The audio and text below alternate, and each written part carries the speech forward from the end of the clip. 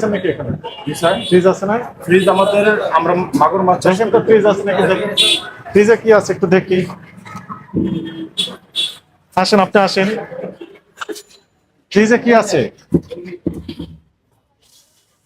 ফ্রিজে এগুলো মুরগি রেখেছেন, মার্গা মুরগি জবাই করে রেখে দিয়েছেন এই যে।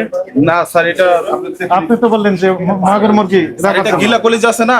না না, ভালো মুরগি রেখেছেন তো, একদম ফ্রেশ মুরগি জবাই করে রেখে আচ্ছা স্যার, দিয়েছেন। একটু দেখান। এগুলো কি দেখেন তো, দেখি গিলা কলিজাটা দেখি, জাগান তো দেখি, এটা কি এটা? এটা যে মার্গা মুরগি তো জবাই করে রেখে দিয়েছেন ফ্রিজ।